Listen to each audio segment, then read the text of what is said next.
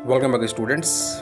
आज हम लोग रस्किन बॉन्ड की एक खूबसूरत और रोमांटिक शॉर्ट स्टोरी जिसका नाम है the night train at Deoli को लाइन बाय लाइन पढ़ेंगे और उसका सिंपल लैंग्वेज में मतलब समझेंगे। साथ ही साथ हम लोग इस वीडियो में इस शॉर्ट स्टोरी के इंपॉर्टेंट वर्ड मीनिंग्स भी नोट करेंगे।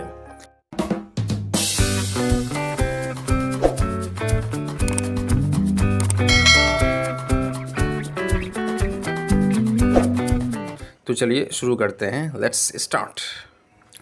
When I was at college, I used to spend my summer vacations in Tehra at my grandmother's place.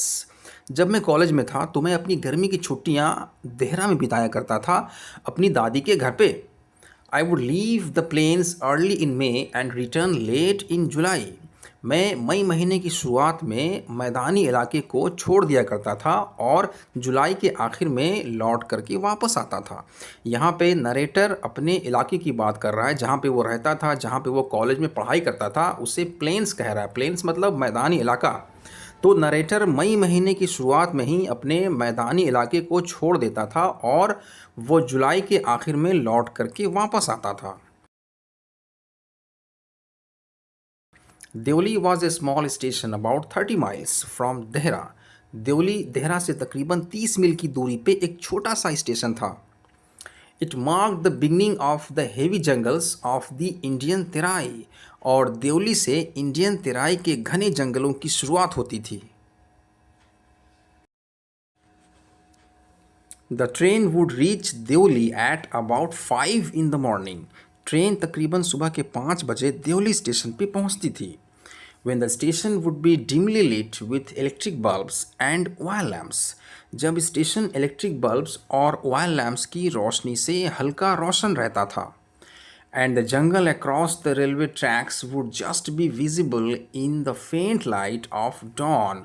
और रेलवे ट्रैक्स के आसपास के जंगल सुबह सवेरे की हल्की रोशनी में दिखने लगते थे।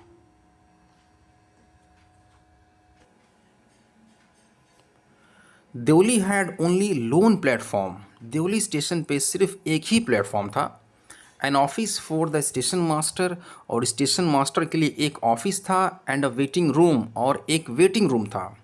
The platform boasted a tea stall. उस प्लेटफॉर्म पे एक टी स्टॉल था। अ फ्रूट वेंडर, एक फल बेचने वाला था। And a few stray dogs. और वहाँ पे कुछ आवारा कुत्ते थे। Not much else. और ज़्यादा कुछ वहाँ पे नहीं था। Because the train stopped there for only 10 minutes before rushing on into the forests. क्योंकि जंगलों की तरफ दौड़ने से पहले वहाँ पे ट्रेन सिर्फ 10 मिनट तक के लिए ही रुकती थी। Why it stopped at Deoli? Train Deoli station पे क्यों रुकती थी? I don't know. मैं नहीं जानता। Nothing ever happened there. वहाँ पे कभी कुछ नहीं होता था। Nobody got off the train and nobody got in. कभी कोई ट्रेन से उतरता नहीं था और कभी कोई ट्रेन पे चढ़ता नहीं था। There were never any coolies on the platform. और उस प्लेटफॉर्म पे कभी कोई कूली भी नहीं रहता था। But the train would halt there a full 10 minutes. लेकिन वहाँ पे ट्रेन पूरे 10 मिनट के लिए रुकती थी। And then a bell would sound. और फिर एक घंटी बजती थी। The guard would blow his whistle. Guard अपनी सीटी बजाता था। And presently Deoli would be left behind and forgotten. और थोड़ी ही देर में देवली पीछे छूट जाती और लोग उसे भूल जाते। I used to wonder what happened in Deoli behind the station walls. मैं सोचा करता था कि देवली में स्टेशन की दीवारों के पीछे क्या होता था। यानी नरेटर देवली और वहाँ के लोगों के बारे में जानना चाहता था। I always felt sorry for that lonely little platform and for the place that nobody wanted to visit. मुझे हमेशा उस छोटे से वीरान प्लेटफॉर्म के लिए दुख होता था और उस जगह के लिए जहाँ पे कोई जाना नहीं चाहता था, यानी देवली के लिए।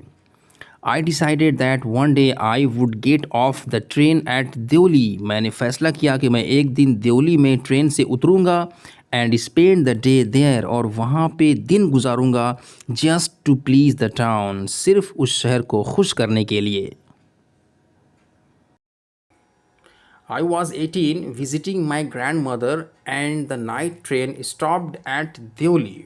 मैं 18 साल का था, अपनी दादी के घर जा रहा था और रात की ट्रेन देवली स्टेशन पे रुकी। A girl came down the platform selling baskets. एक लड़की प्लेटफॉर्म के पास आई जो कि टोकरियाँ बेच रही थी। It was a cold morning and the girl had a shawl thrown across her shoulders. काफ़ी ठंडी सुबह थी और उस लड़की ने अपने कांधों पे शॉल ओढ़ा हुआ था। Her feet were bare and her clothes were old. उसके पैर खुले हुए थे और उसके कपड़े पुराने थे। But she was a young girl, लेकिन वो एक जवान लड़की थी। Walking gracefully and with dignity. और वो लड़की शान व शौकत से खूबसूरत अंदाज में चल रही थी। When she came to my window, she stopped. जब वो मेरी खिड़की के पास आई वो रुक गई। She saw that I was looking at her intently. उसने देखा कि मैं उसकी तरफ ध्यान से देख रहा था। But at first she pretended not to notice. लेकिन शुरुआत में उसने मुझे नहीं देखने का दिखावा किया। She had a pale skin set off by shiny black hair and dark troubled eyes. उसका रंग हल्का था जो कि चमकदार काले बाल और काली परेशान आँखों की वजह से और खिल रहा था। And then those eyes, searching and eloquent, met mine. और फिर वो आँखें जो कि किसी को ढूंढ रही थी और कुछ कह रही थी, मेरी आँखों से टकरा गईं।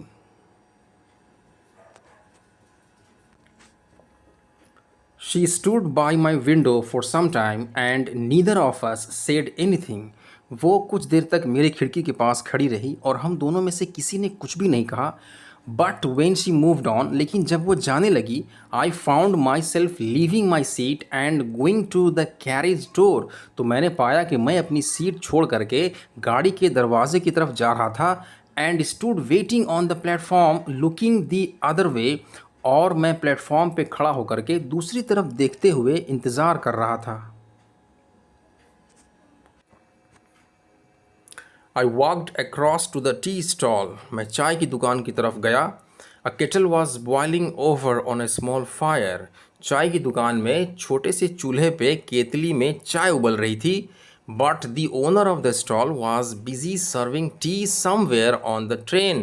लेकिन उस दुकान का मालिक ट्रेन में कहीं चाय देने में व्यस्त था, मसरूफ़ था। The girl followed me behind the stall. लड़की चाय की दुकान के पीछे मेरा पीछा करते हुए आई। Do you want to buy a basket? She asked. क्या आप एक टोकरी ख़रीदना चाहते हैं? उस लड़की ने मुझसे पूछा।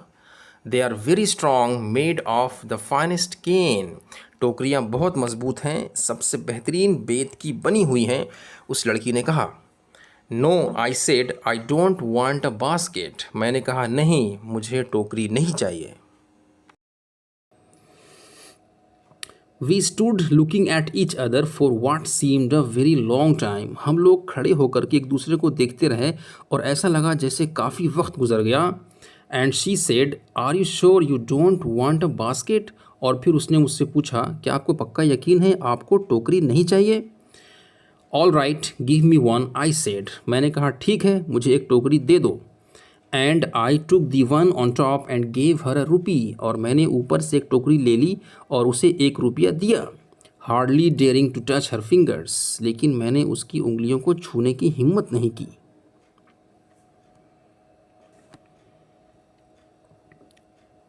As she was about to speak, the guard blew his whistle. और जैसे ही लड़की कुछ कहने जा रही थी, गार्ड ने अपनी सीटी बजा दी।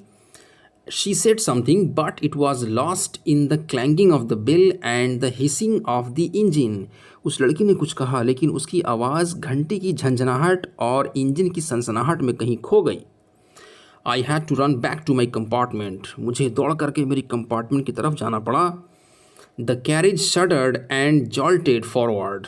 ट्रेन का कंपार्टमेंट थरथराया और झटके से आगे बढ़ने लगा। इस शॉर्ट स्टोरी को हम लोग नेक्स्ट वीडियो में कंटिन्यू करेंगे। उसका लिंक मैं डिस्क्रिप्शन और कमेंट बॉक्स में दे दूंगा, आप लोग चेक कर लीजिएगा। अगर आपको वीडियो अच्छी लगी हो तो इसे लाइक करें और अपने दोस्तों के साथ शेयर करें। इस तरह का और वीडियोज़ देखने के लिए हमारे चैनल को सब्सक्राइब करें। See you in the next video. जय हिंद, जय भारत।